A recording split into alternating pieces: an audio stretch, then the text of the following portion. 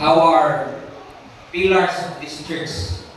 Kapinaagi nila mga kaigsunan, ang atong kadaghanon ang pagtubo niini nga iglesia nagasugod niini nga mga pamilya. So samtang akong pagkatawagon, kini nga mga family, if you are around, kalimo, alita diri sa palpet para ato sa mahatag ang atong pagpasalamat sa Ginoo o ang pagpasidungog nato kaniya alang kaninyo. Una, we have the Lobitania family, headed by Brother Boy Lobitania. Kung naamay mga anak, mga apo, if you are around, ako sa dihangin sa pag-andi dinhi. Atong dakong pagpasalamat tungod sila ang mga pagpaningkamot nga atong nakita ang pagpakamayo sa Ginoo. That's why today we are celebrating this anniversary. Next, we have the Tabangin family. Tabangin family, in the person of Brother Shing. And the rest sa mga igsuot o mga pagkumangkon. So ang atong gift, so ang atong pagpasalamat nato kanila by family lang nato. And next we have the Langgam family, headed by Brother Liber. Alam sa pamilya kung ang iyon. And next we have the Bagapuro family.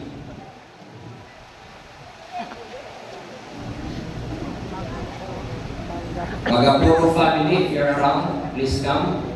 And the next we have Quizon family in the person of Sister Alice. And the Tulin family. Yes, thank you. And the next we have the Villaris family.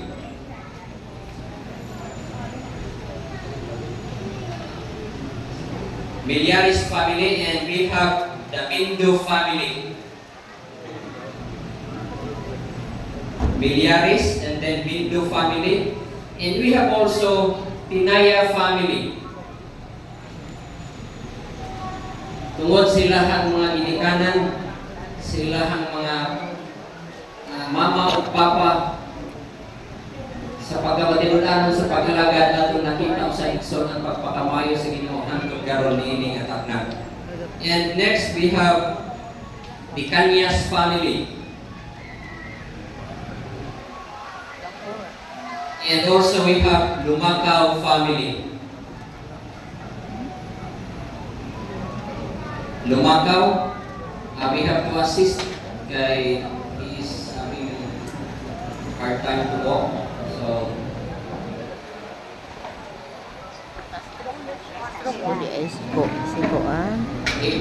any representative?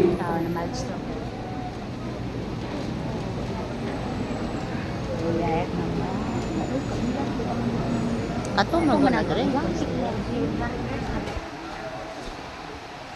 So, atong nakita igsoon, muni ang mga family nga nagsugod nga ang iglesia sa kanindagan natukod. And we can say that the church is really growing tungod sa pagkamaayo sa Ginoo. Hangtod din na ato siyang daigon ug pasalamatan sa ato Ginoo. And of course, and we have also Gapur family.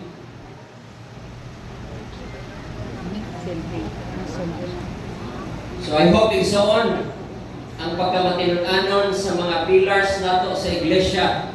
Ato usab sila ma-appreciate kung iunsa nila pagsugod, iunsa nila pag-start ang simbahan nga hangtod karon igsoon ang kadaghanon nato tungod sa ilahang mga libor, tungod sa ilahang nga pag-ampo, pagtinabangay, pag-iusan kaniadto nga mga panahon. So this time,